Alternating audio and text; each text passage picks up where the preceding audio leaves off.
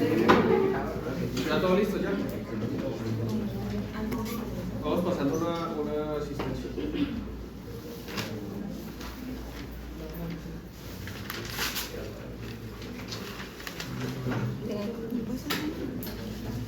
Bueno,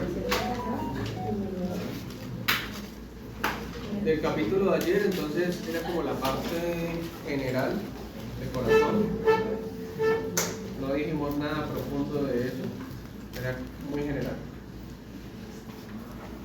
Y era el preámbulo de lo que es, pues, como tal, toda la parte de fisiología cardíaca. El capítulo que seguía era este, ¿cierto? Que estaba pendiente. Sí. Bueno. Entonces, en lo que es la excitación del músculo cardíaco, pues tenemos unas vías. Tenemos unas vías de conducción que atraviesan toda la estructura miocárdica y que son las responsables de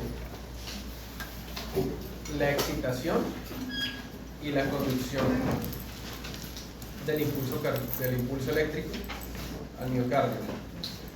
Esas estructuras ayer las hablamos, ¿cierto? Sí,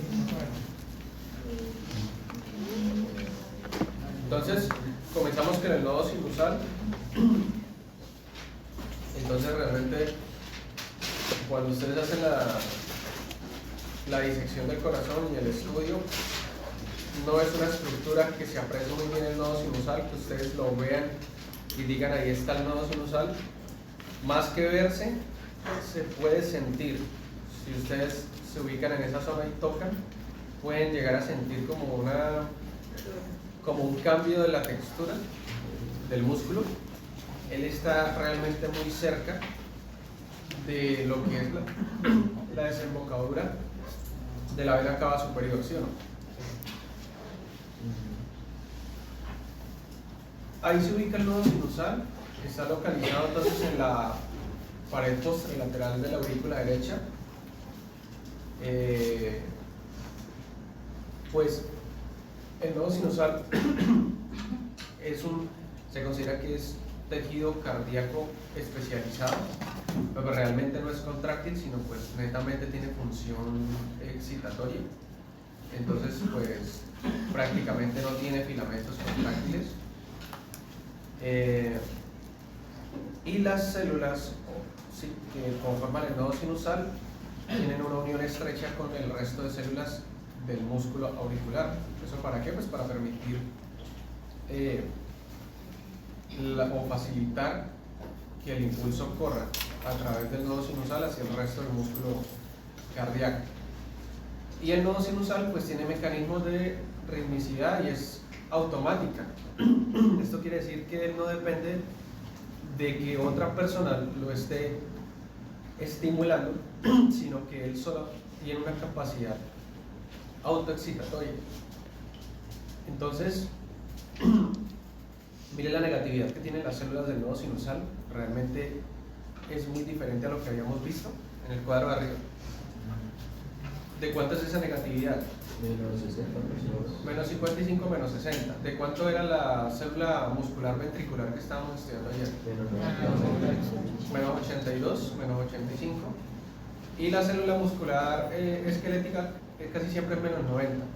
Menos 85, menos 90. Hay una diferencia muy grande, ¿sí se dan cuenta? Casi siempre, por ejemplo, en la célula muscular esquelética, digamos, si partimos de menos 85, hagan de cuenta que ella alcanza el umbral de excitación en menos 70. Entonces, cuando entran cargas positivas, entonces menos 85, menos 80, menos 75, menos 70. Y cuando llega a menos 70, les estoy dando un ejemplo. Cuando llega a menos 70, entonces alcanza el umbral, supera ese potencial de todo nada y entonces definitivamente va a llegar a la despolarización. En el nodo sinusal tiene menos, no solo tiene menos negatividad, o sea, en reposo es menos negativo que otros tipos de células, sino que además el umbral de excitación está muy cerquita. Entonces, él con cualquier carga positiva que entre, rápidamente alcanza el umbral de excitación y se despolariza. Entonces, no solo su potencial de reposo es menos negativo, sino que además el umbral de excitación está muy cerca de su umbral de reposo, lo que hace que cualquier carga, variación de carga que él tenga, rápidamente alcance el umbral de excitación y se despolariza.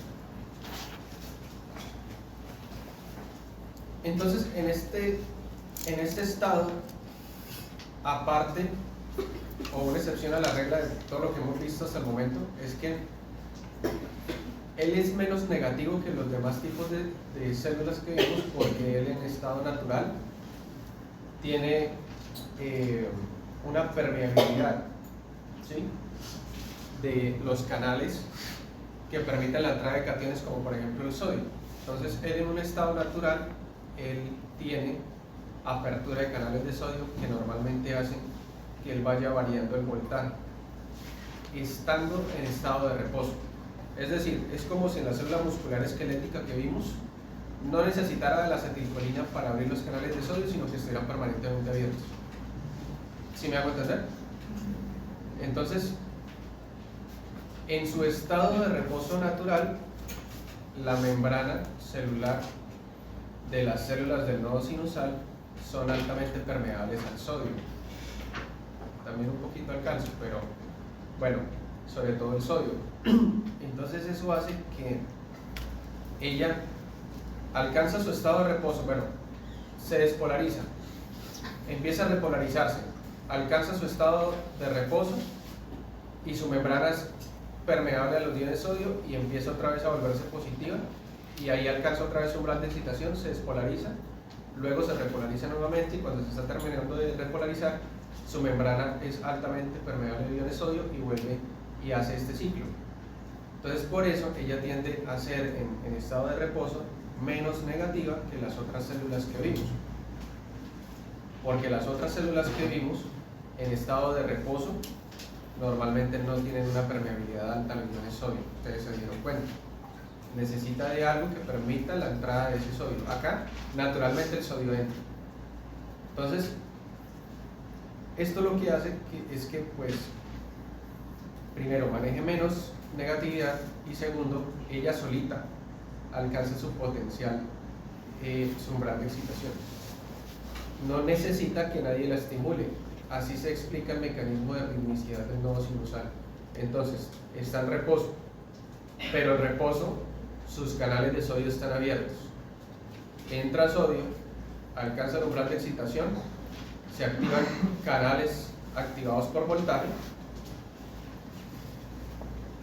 se despolariza. Cuando se despolarizan los canales activados por voltaje, se cierran, vuelve otra vez y se repolariza, y cuando se está repolarizando y alcanza su umbral de reposo, la membrana otra vez se hace permeable a los iones de sodio y el ciclo se repite.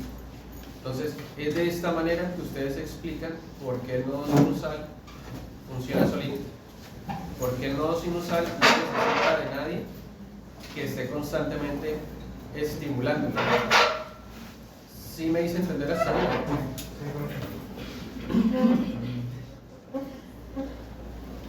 Entonces, si ustedes ven esta gráfica, no muestra nada raro, simplemente les esquematizan la diferencia entre una fibra ventricular y una célula del nodo sinusal. Lo rojo es nodo sinusal, lo verde es un músculo, una fibra muscular ventricular. Entonces, como vemos, la fibra muscular ventricular en reposo supera los menos 80 milivoltios, mucho más negativa. Mira el potencial de reposo del nodo sinusal donde está, ¿sí? Y la línea esta que ustedes ven acá representa el umbral de excitación. Bueno, me disculpan, la línea que está atravesando así, que está de menos 40, ¿sí la ven? Esa línea, si se preguntaba qué significaba, representa el umbral de excitación. Es decir, cuando yo supere esa línea, sí o sí me voy a despolarizar completamente. Entonces comparen la fibra muscular ventricular, su estado de reposo, a su estado de umbral de excitación. Es un camino largo, ¿sí lo ven? Pero miren el nodo sinusal, no es así. De esta manera es que ustedes tienen que analizar las gráficas que les representa Gate. Entonces, En la del nodo sinusal, su estado de reposo está muy cercano a su umbral excitatorio. Lo cruza, se despolariza y vuelve otra vez el ciclo y se reinicia.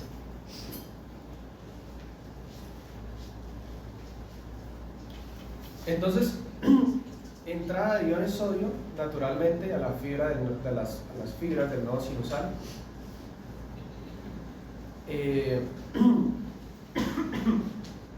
Cuando alcanza cierto potencial, aproximadamente los menos 40, entonces se activan canales de sodio-calcio que se consideran lentos, pero pues yo les he dicho a ustedes, lentos entre comillas, ¿no? Que lo llevan a su potencial de acción.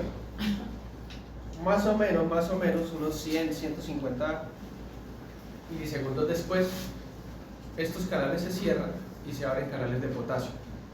Pero acá no se ve, como ustedes se dan cuenta, no se ve una fase de meseta fácilmente perceptible como la que veíamos en el día de ayer con las células del músculo ventricular. ¿Sí? No se exhibe una fase de meseta. Entonces, todo esto necesito que lo tengan presente para que entiendan por qué, pues porque el corazón exhibe un mecanismo de ritmicidad y automaticidad. ¿Ese mecanismo se puede perder o no? Sí. ¿En qué condición? Por ejemplo, que haya un bloqueo.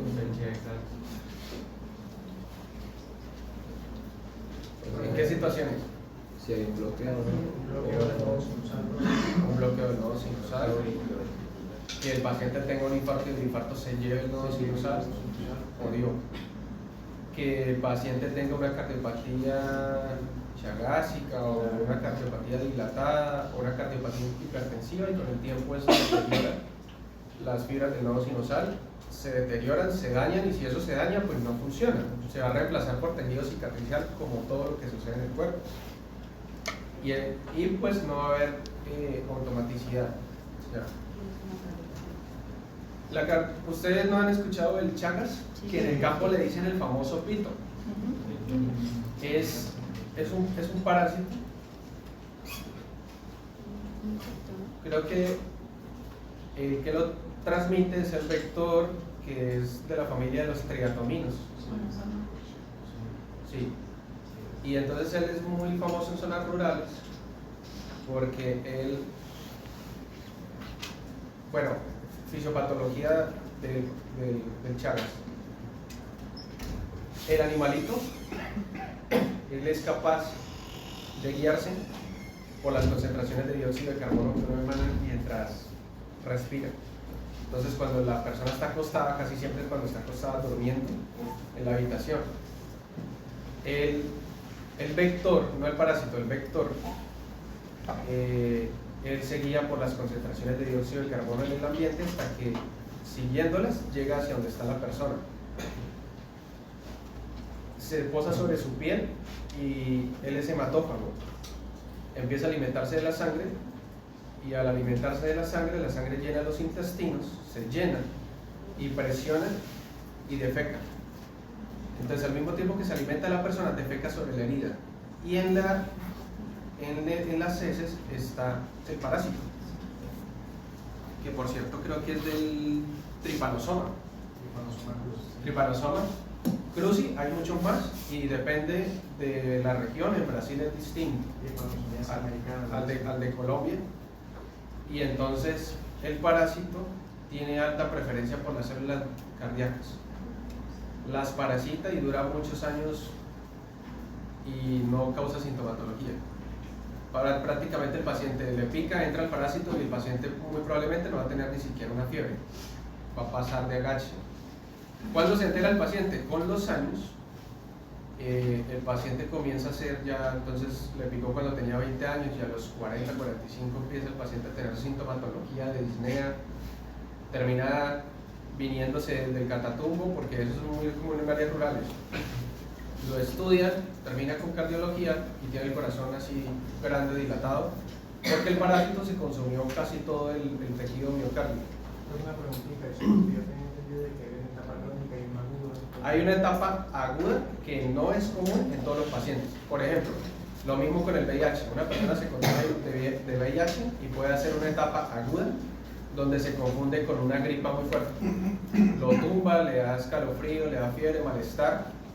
Puede durar 3, 4, 5 días así, se levanta y ya no pasó nada. Y entra a la etapa crónica del VIH.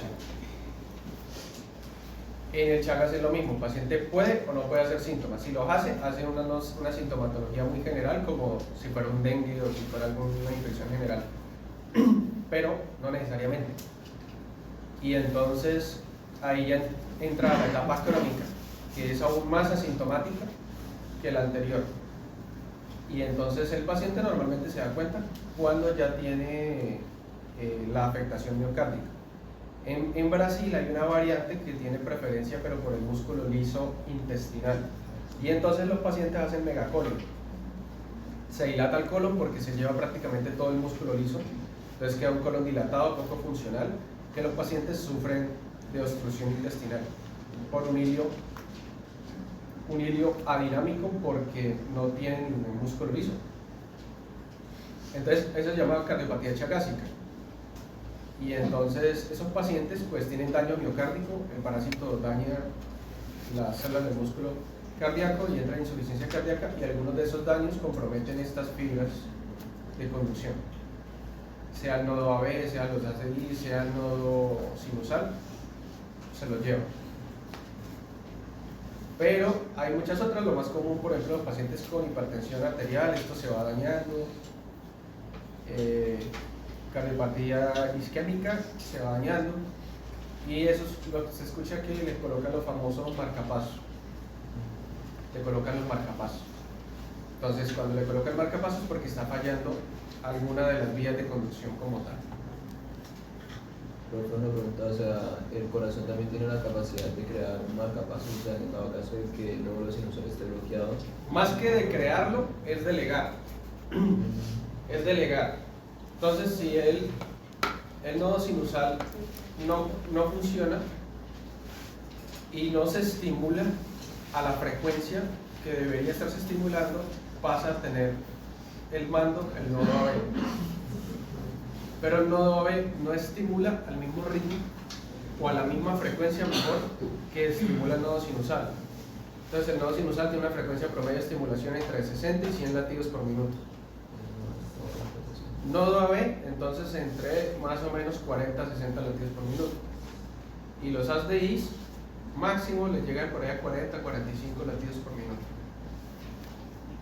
Ellos normalmente no toman el mando porque se atienen al que estimula más frecuentemente. Entonces, como ellos están siendo estimulados por el nodo sinusal, ellos no se ven en la obligación de tomar el mando de marcapasos del corazón. Pero cuando el nodo sinusal deja de funcionar y ellos detectan que no están siendo estimulados, empiezan a autoexcitarse ellos mismos y a tomar el mando, sea en el nodo AB o sea en el ASDIs. Eso produce una clínica particular. ¿Qué me iban a preguntar por allá? Alguna pregunta es en caso que el marcapasos pase a ser una auricular, ¿se da contracción auricular o el músculo ya no hace? Queda quietico. Queda quieto, se pierde la función de bombeo extra, pero eso no es tanto el problema. Digamos, ese no es el problema, el paciente puede seguir viviendo. El problema es que como el músculo auricular ya no se contrae, sino que queda quieto, puede que haya cierto remanente de sangre entre latidos, porque acuérdense que él eyecta y saca el resto, entonces eso permite que la sangre circule. Si la aurícula se queda quieta y no se contrae, dependemos exclusivamente de cuando se abran las compuertas para que pase la sangre. Pero muy probablemente la aurícula no se vacíe en su totalidad y quede algo de sangre, y esta sangre que no circula y que no tiene un flujo laminar tiende a coagularse. Entonces se rompe una de las tres de la tríada de Virchow, que lo van a ver en fisiopata, que una de ellas es que la sangre circule y que no haya un estancamiento. Entonces, al estancarse o al no circular de manera adecuada la sangre, se pueden formar trombos, y pudiera que el trombo se forme acá, luego en el siguiente latido, al abrirse las válvulas, pasa a ventrículo, de ventrículo pasa a aorta, Y de la aorta, pues por anatomía puede pasar al tronco arterial brachiocefálico, que irriga brazos y irriga todo lo que es cerebro, o que pase directamente de carótida interna, arteria vertebral, cualquiera de las dos que van a formar polígono de Willis, y terminar en alguna parte del polígono de Willis. Casi siempre termina en la arteria meningea media, que les explicó el profe Ferreira, que es la que irriga casi la gran totalidad de lo que es polígono de Willis. Entonces ahí hace un accidente cerebrovascular de tipo isquémico, porque el trombo llega y tapa y no deja pasar sangre. Entonces ese es el problema, no tanto que la función de cebado y tal, el paciente muy probablemente no lo va a sentir, a no ser que de pronto haga ejercicio así pesado. El problema es eso. El problema es eso, que se pierde la dinámica normal de la contracción. Y eso sucede si se pierde el nodo sinusal. Bueno, entonces, se supone que se genera en un paciente normal el estímulo del nodo sinusal. Hay unas vías internodulares que están allá, se las ven allá arriba. Vías internodulares que comunican como las aurículas. De esas vías entonces llega el estímulo, aproximadamente 0.03, acá estamos hablando de segundos, pero podemos convertir en milisegundos. Y en aproximadamente 0.12 segundos ya tenemos, entonces el estímulo llega, nodo auriculoventricular, él lo retrasa, porque tan pronto le llega el estímulo, él no lo saca, sino que él hace un retraso, lo sostiene y luego lo deja pasar. Desde que el estímulo se genera,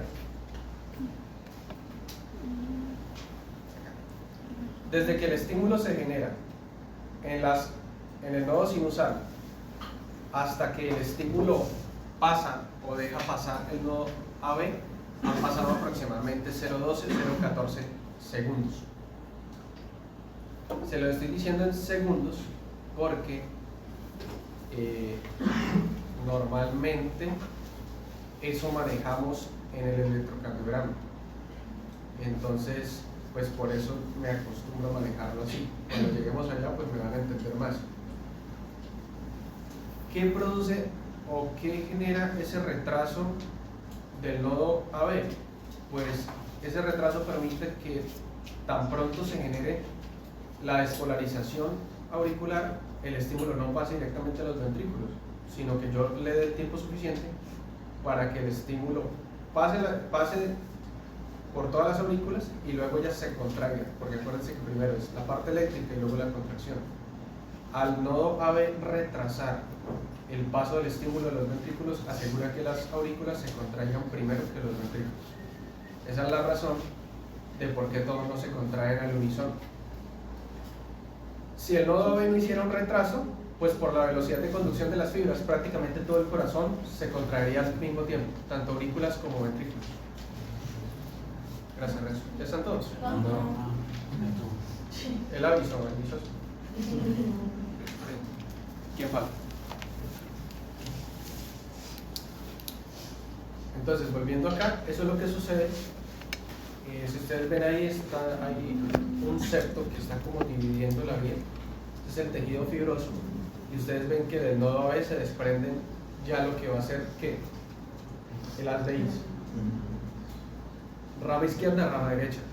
De ahí es donde nacen los famosos bloqueos de rama, que es un tema realmente mucho más complejo. Pero pues básicamente es una de las ramas del haz de His que no funciona de manera adecuada. Ahora,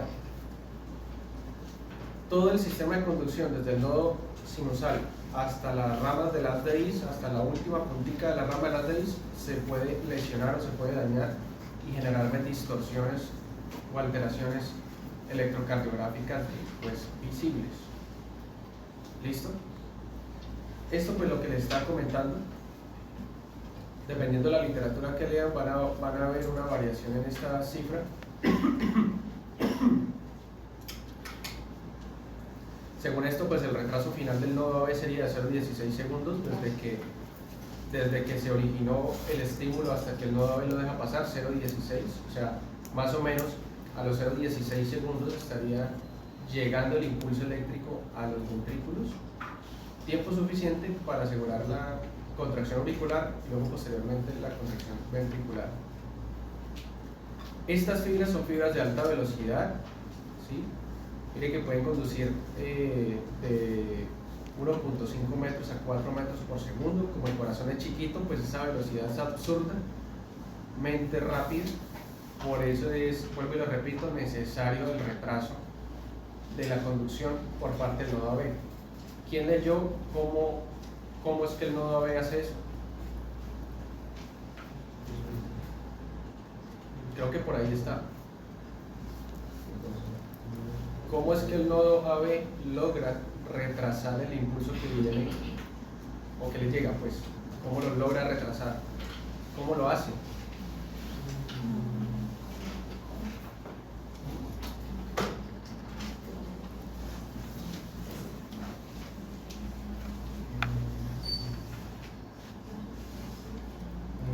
Por la disminución de las uniones celulares.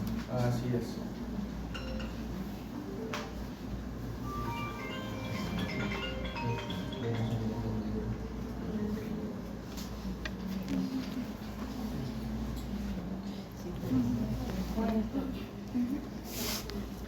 Pendiente, pues la doctora me dijo que me la sacaba ahorita en la mañana. Sí, está lo que me lo pide. No sé.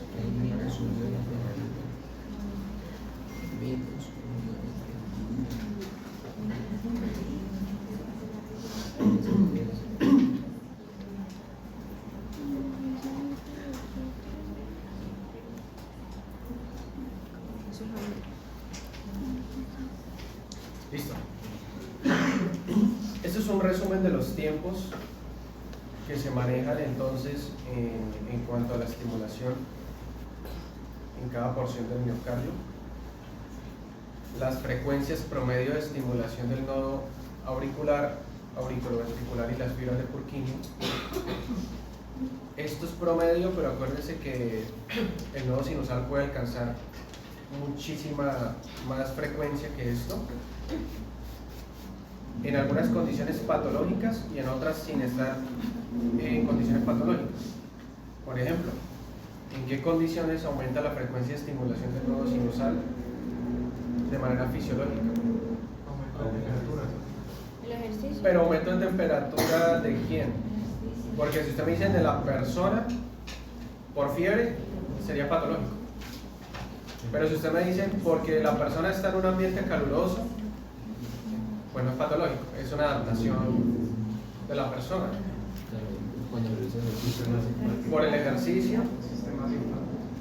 descarga simpática, o sea, cuando vamos a pelear con alguien o nos vamos a defender o vamos a... Entonces, respuesta, lucha o huida, aumenta la frecuencia cardíaca. Y de manera... Ah, bueno, falta todavía. El ejercicio embarazada. Ya embarazada, ejercicio, embarazada que hace ejercicio. ya está. Embarazada que hace ejercicio contra la traca. Pero fisiológico estamos hablando, fisiológico. Aumenta el retorno venoso. Profe, una... Aumento del retorno venoso. Y puede ser de manera fisiológica, por ejemplo, las mujeres que se colocan medidas de compresión muy apretadas, retorno venoso. Venga, vais. ¿Qué más? El sueño. ¿Qué otras cosas pueden estimular de manera fisiológica al nodo sinusal? Fisiológica. Soplo. Fisiológica. Sueño. El sueño. El sueño disminuye. A no ser que sea un terror nocturno, pesadilla o algo, pero no. Pero el sueño disminuye frecuencia cardíaca.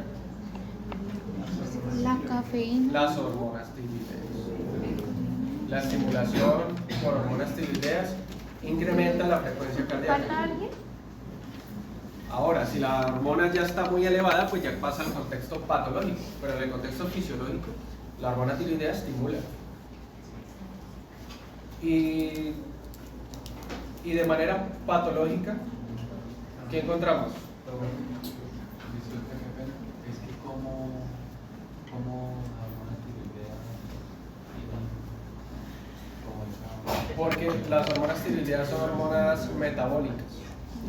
Entonces cuando ellas llegan, y normalmente ellas son hormonas proteínicas de naturaleza peptídica, ellas son captadas por receptores, se introducen y muchas de ellas llegan al núcleo.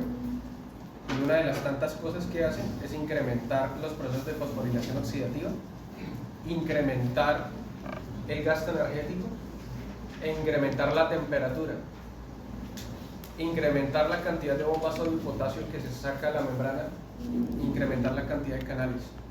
Entonces aparentemente el efecto que tiene la hormona tiroidea en el nodo sinusal es uno, incrementa el metabolismo, el gasto energético. Y al incrementar el metabolismo y gasto energético, incrementa esa temperatura y gasto calórico celular, que ya vimos que la temperatura tiene efectos sobre la permeabilidad de la membrana del nodo sinusal. Y lo otro, la obliga a producir más canales de lo que ya tiene, entonces muy probablemente expresa mayor cantidad de canales de sodio, que la hacen incluso muchísimo más permeable a los iones sodio naturales. Y pues básicamente eso. Entonces, al promover el metabolismo, es una hormona netamente metabólica, aumenta la función celular. Entonces, por eso incrementa frecuencia cardíaca y potencia de bombeo. De manera patológica, ¿qué más? Insuficiencia cardíaca. No, disminuye. Insuficiencia cardíaca. ¿Cómo? Insuficiencia cardíaca. Depende del estadio, pero sí. Pero por otro mecanismo. En insuficiencia cardíaca es un poquito diferente. Por fiebre, Infección. por infecciones, porque las infecciones pues elevan la temperatura y porque las infecciones producen interleuquina y factor de necrosis tumoral, que ellos tienen efectos también a nivel cardíaco, incremento de frecuencia cardíaca. Intoxicación por organofosforados también. Creo que Me disminuye la frecuencia cardíaca. creo que por ejemplo La cafeína, los fármacos que hablábamos ayer, pero entonces ahí quedaríamos en un limbo si es patológico o no. Si uno toma un café en la mañana y se eleva levemente la frecuencia cardíaca, no es patológico. Si usted tiene de pronto una intolerancia a cafeína, o las cantidades de cafeína fueron exorbitantes, pues entra en un contexto patológico por ya más hacia una intoxicación. La anemia. La anemia incrementa la frecuencia cardíaca, pero ¿por qué creen? No tanto por el aumento de la excitabilidad del nodo sinusal. Ajá. Pero ¿cómo es el mecanismo? ¿Cómo es el mecanismo? ¿Cómo es el mecanismo de que la anemia incremente la frecuencia cardíaca? Pues intenta compensar la falta de oxígeno. ¿Y cómo intenta compensarlo? ¿Cómo el corazón se da cuenta de eso? Porque el corazón no tiene un sensor para detectar que usted está en anemia.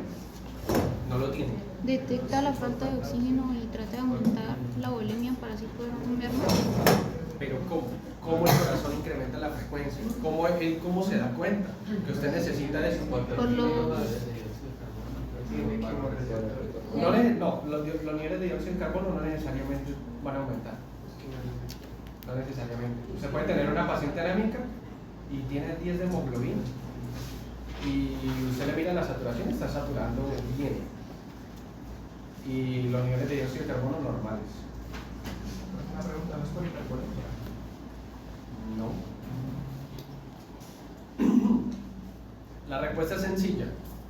El corazón no tiene un receptor para detectar que usted está en anemia, pero los tejidos sí detectan, no tanto que usted esté en anemia, sino detectan técnicamente la hemoglobina se carga de llevar el oxígeno, ¿sí o no?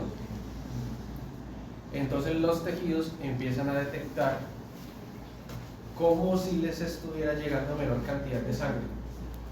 O sea, empiezan a detectar, no tanto que estén en hipoxia, Porque el paciente anémico usted lo ve y él puede estar tranquilo, él no se está ahogando, sino que los tejidos detectan que su metabolismo no está siendo cubierto por el oxígeno que se le está proporcionando, es decir, están notando un déficit. Y al notar un déficit a nivel local, entonces, ¿qué sucede? Hay concentraciones locales, por ejemplo, menor concentración local de oxígeno porque hay menos hemoglobina que lo lleve, y entonces la menor concentración de oxígeno produce en los tejidos, eso lo vamos a ver en circulación, producen vasodilatación local. Si hay menos concentración de oxígeno para la parte metabólica, hay menos producción de ATP, y la menor producción de ATP produce vasodilatación local. Si esa vasodilatación local sucede en todos los tejidos al mismo tiempo, porque el paciente está anémico a nivel general, el paciente no está anémico en una pierna o en un brazo, sino general, todos los tejidos van a empezar a hacer vasodilatación para que le llegue más oxígeno, porque ellos no entienden que el déficit es de hemoglobina, sino que ellos entienden que el déficit es de oxígeno y de nutrientes. Cada tejido, a su vez, cada microtejido o cada microcirculación va a hacer vasodilatación hasta que todos están en la misma tónica, y al hacer vasodilatación incrementa el retorno venoso. Entonces, al incrementar el retorno venoso por mecanismo de Frank-Starling, bombea, pero por el incremento del retorno venoso, incremento de la presión y de la estiración de la fibra, que por cierto sí estimula el nodo sinusal, porque se dice que al incrementar a producir el estiramiento de la aurícula derecha, ese estímulo mecánico excita también el nodo sinusal. Entonces hay una contracción refleja. Por eso el paciente con anemia puede estar taquicárdico, pero no necesariamente. En medicina para todo hay excepciones, y puede encontrar una persona que tenga 7 hemoglobina, lo ve tranquilo y lo ve con una frecuencia cardíaca normal. Solamente se queja de pronto que está muy cansado, mantiene con sueño. Muy frecuente en mujeres, en hombres no es tan común que nosotros seamos pues anémicos. Entonces, no siempre, si se lo encuentran en un paciente, no piensen que yo soy mentiroso, que no sé qué, sino que cada paciente es distinto. ¿Sí? Yo les enseño esto para que ustedes sepan explicarlo, pero no siempre van a encontrar las cosas así. ¿Por qué? Porque muy probablemente la persona lleva 1 año, 2 años, 3 años en anemia, entonces ha tenido un tiempo muy largo para adaptarse. Entonces sus tejidos se adaptaron a esa mayor concentración de oxígeno y se adaptan a eso y ajustan su tasa metabólica a eso, lo que hace que no necesite entonces tanta vasodilatación y tanto retorno venoso. Entonces puede que me encuentre el paciente taquicárdico. ¿Quién sí lo va a encontrar taquicárdico? El paciente que empiece a sangrar hoy. Ejemplo, una de ustedes chicas que empiece con la menstruación pesada, menstruación pesada, hoy, mañana, 5 días, 7 días, 10 días, y no se le va, y entonces empieza rápidamente a bajarle la hemoglobina. En esos 10 días usted no alcanza a ajustar sus tasas metabólicas, no alcanza a ajustarse, por lo tanto su cuerpo va a sensar muchísimo el cambio y ahí sí va a estar taquicárdico. Pero si usted tiene un periodo larguísimo de adaptación, dura meses con el sangrado, un poquito de sangrado, meses, y eso le mantiene la hemoglobina baja, muy probablemente no va a tener tanta sintomatología a nivel miocárdico. Bueno, entonces eso, bueno, ahora, ¿qué me disminuye? La excitabilidad del nodo sinusal. El ciclo REM. ¿La qué? El ciclo REM.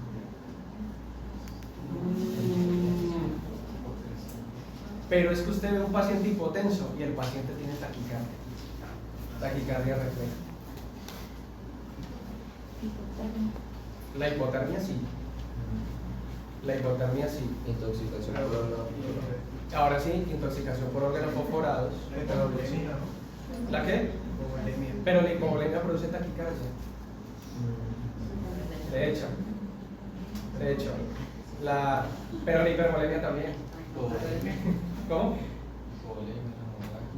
No, produce taquicardia. Cuando usted empieza a desangrar el paciente, en primer momento usted va a notar un mecanismo compensador de aumento de la frecuencia cardíaca, porque él empieza a notar que usted tiene menos sangre, entonces empieza a circular más veces esa sangre por minuto. Entonces va a tener un aumento de la frecuencia cardíaca. Y cuando ya el paciente se esté muriendo por la hemorragia, sí va a notar una bradicardia, pero que ya está listo. Órganos perforados, ya está lista. El sueño en ciclo REM. El sueño, ahora sí, el sueño. El sueño, ¿qué más? Hipotiroidismo. Bueno, acá estamos mezclando cosas fisiológicas y patológicas. Bueno, hipotiroidismo. Sistema nervioso parasimpático. Estimulación parasimpática, que no necesariamente tiene que ser patológica. Ya dijeron hipotermia. Sí, ya. Estimulación parasimpática. ¿Qué más? Tiene que se está tapando por ahí. Medicamentos, como por ejemplo beta-bloqueadores. Como por ejemplo antiarrítmicos. ¿Sí? ¿Qué más? El ejercicio físico, pero ya en atletas que ya tienen tiempo. Atletas de alto rendimiento. No cualquier que va al gimnasio y dice yo soy atleta de alto rendimiento. Sino atletas de verdad de alto rendimiento, maratonistas, incluso yo vi un señor una vez en una consulta que el señor en apariencia se lo ve y no parece que tenga muy buen físico, pero el señor ya pensionado, pues todas las mañanas agarra la cicla y sale y va hasta la garita en cicla y regresa todas las mañanas. Y tiene un estado cardiovascular muy bueno, maneja presiones arteriales muy bajitas y los niveles de colesterol que le dicen, o sea, tengo más riesgo cardiovascular yo que ese cucho. Y él me dice, yo no hago ningún tipo de dieta, yo no me cuido nada, o sea, normal, lo único que sí que el ejercicio no me falta. Y el señor maneja frecuencias cardíacas. Ese día llegó sudando, venía tarde a la consulta, llega, estaba sudando, yo le dije, descanse ahí porque no le puedo tomar la presión arterial ahorita, le va a salir muy alta. Entonces, pues como tenía afán, él llegó tarde, lo atendí, le tomé la presión arterial y la frecuencia cardíaca nada. Venía supuestamente afuera con calor, estaba sudado todo, y está manejando 68 de frecuencia. Y la presión arterial no está muy elevada. Entonces, estos tienen un estado cardiovascular muy bueno. El corazón tiende a sufrir un proceso de hipertrofia fisiológica que es muy diferente a la hipertrofia patológica. Son vías muy distintas que lo van a aprender en fisiopatía. Son vías muy diferentes. Y entonces el corazón incrementa muchísimo el volumen sistólico. Entonces estos pacientes incluso en reposo manejan volúmenes sistólicos un poco más elevados que el promedio y no necesitan una frecuencia cardíaca elevada, a expensas de incrementar el volumen sistólico. ¿Qué otra cosa? No se me está escapando nada. Ya sí, entonces alteraciones hidroelectrolíticas entrarían ahí, eso es un capítulo aparte. La hepatomegalia, ¿no? ¿La qué? Hepatomegalia. Pero ¿de qué causa? Chagas, por ejemplo. ¿Cómo? Chagas. No, Chagas no causa hepatomegalia. No. Hepatomegalia sobre todo en los pacientes cirróticos, pero es que el paciente cirrótico es diferente. Creo que esas ya serían todas. Listo. Ahora entonces, ese es el nodo sinusal. Bueno, y pueden encontrar estimulación muy elevada, pues, o muy baja ya en lo que son arritmias cardíacas propiamente dichas. Por ejemplo, en fibrilación auricular van a encontrar frecuencias de 150, 200, 220, pero ya no es el nodo sinusal el que manda. Entonces, en ese caso son vías aberrantes. Muchachos, cualquier lugar del tejido cardíaco puede actuar como marcapasos. Cualquier célula muscular del músculo cardíaco puede decir, hoy yo voy a tomar el marcapasos del corazón, y lo toma. Entonces, puede que el marcapasos no se encuentre ni en el nodo sinusal, ni en el nodo AB, ni en las fibras de Purkinje. En ese caso se conforman las taquicardias supraventriculares. Casi siempre el foco está en las aurículas y es un foco que se despolariza constantemente de manera desordenada, superando la capacidad de estimulación del nodo auricular. Y al él estimular a todos mucho más, todos los demás se quedan silenciados. Entonces en este caso el nodo sinusal se queda quieto, para, y el marcapasos pasa a ser el foco aberrante, ¿sí? Como en el caso de la fibrilación auricular. La taquicardia supraventricular, paroxística, lo que sea, son focos también que superan la frecuencia de estimulación del nodo sinusal. Puede que el marcapasos pase al nodo AB, entonces hay una estimulación mucho menor. Mírenlo acá. Nodo AB. ¿Cuánto está ahí? Uy, ¿cómo así? No, arriba, nodo AB, en la de cuadrito. De 40 a 40-60 latidos por minuto. Se lo caracteriza en el electrocardiograma porque hay prácticamente ausencia de doble P. Solamente complejos QRS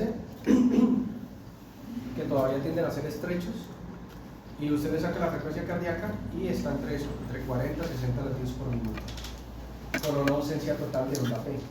A eso se le llama ritmo nodal. ¿Listo? Y las fibras de Purkinje, pues sí es mucho menor la estimulación, de 15 a 40. Es altamente sintomático. Estos dos últimos son muy sintomáticos. El nodo AB, si el paciente está en reposo y mantiene en reposo, de pronto una persona que no hace mucho, no lo va a sentir demasiado.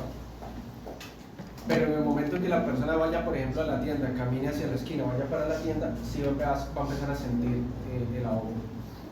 Y con el último, con el de fibras de Purkinje, definitivamente el paciente está muy sintomático en ese momento, porque mire la frecuencia de estimulación tan bajita. Ya a esa frecuencia de estimulación el paciente está muy sintomático, y entonces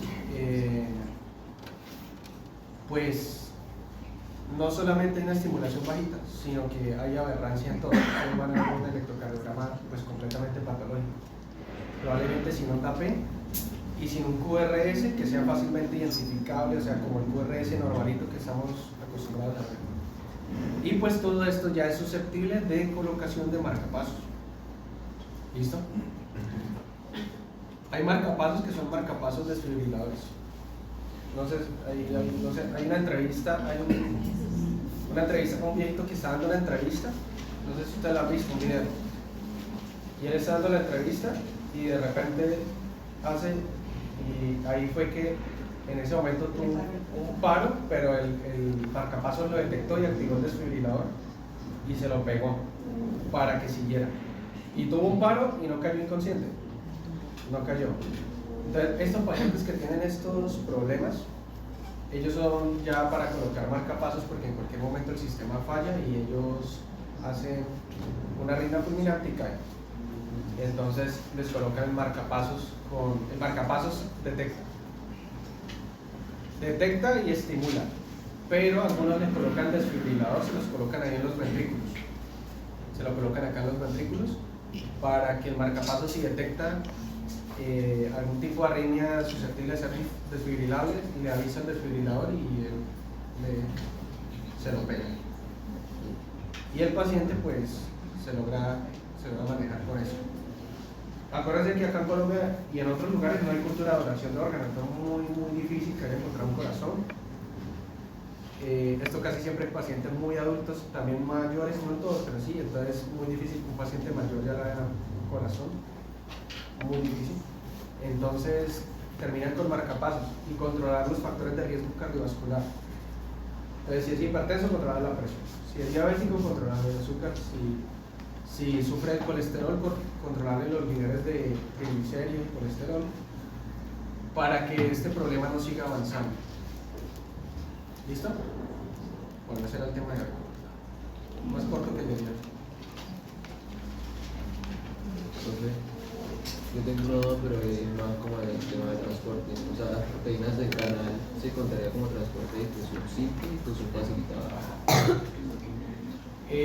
Sí. Eso me parece, a mí me parece que yo le hice esa aclaración. Sí. Las proteínas canal, como las acuaporinas, no se consideran difusión facilitada. Y por ahí, como de guiones. Se consideran difusión simple en la parte pasiva. No facilitada, porque acuérdense que la principal diferencia, ¿cuál es? La velocidad máxima. Y también. En la facilitada usted alcanza una velocidad máxima que no puede superar. ¿Sí? Mientras que con la proteína canal usted no alcanza una velocidad máxima. Sigue. Entonces esa es la principal diferencia.